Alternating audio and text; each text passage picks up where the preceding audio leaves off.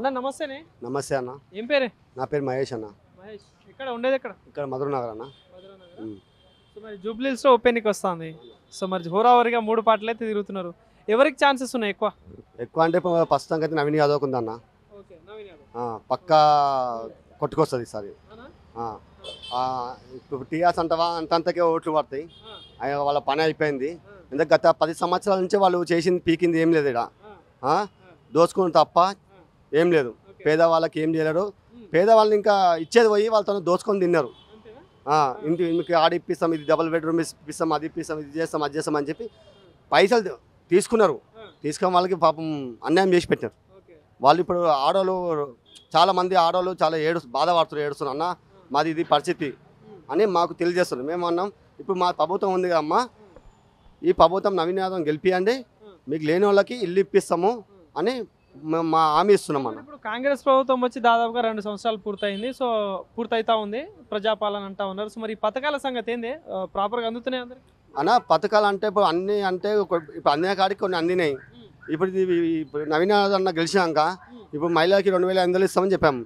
ఇది గెలవగానే ఫస్ట్ అదే మహిళలకి 2500 రూపాయలు ఆల్రెడీ ప్రాసెస్ నడుస్తుంది. అది నవీన్ అన్న గెలవగానే అది విడుదల అయిపోతుంది ప్రభుత్వం మీద పక్కా అన్న.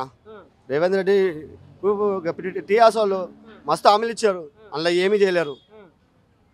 వాళ్ళకే చేసుకొని తిని కూర్చున్నారు ఆరాం మహారాజా.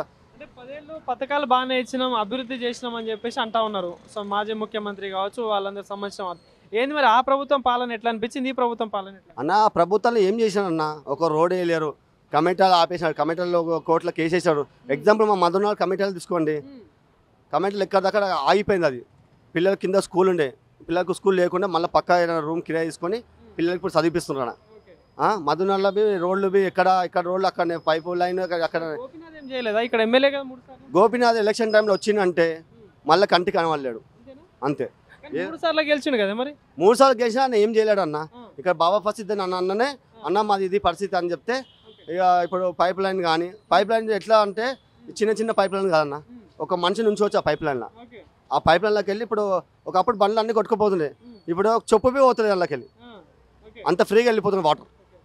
అంటే హైడ్రా ప్రభావం ఏమైనా ఉండొచ్చా జూబ్లీహిల్స్ ఉప ఎన్నిక మీద? అన్న హైడ్రా ప్రభావం అంటే ఇక్కడ ఏం లేదన్న. వాళ్ళు కబ్జా చేసినప్పుడు ఇప్పుడు అన్న దాన్ని చేసేసి మళ్ళీ పేదవాళ్ళకి ఇద్దామని హామీ చూస్తున్నది.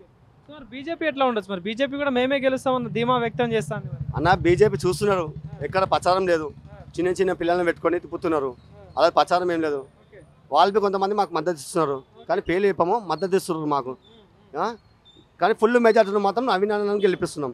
పోటీ ఎవరెవరి మధ్య ఉండొచ్చు అనుకుంటారు? మరి ప్రస్తుతానికి అయితే ఇప్పుడు ఉంది, టీఆర్ఎస్ ఉంది. కానీ ఇప్పుడు విష్ణువర్ధన్ తీసుకుంది, జూబ్లీహిల్స్ కాన్స్టిట్యూన్సీలో జెండా ఎగరని అని అన్నాడు.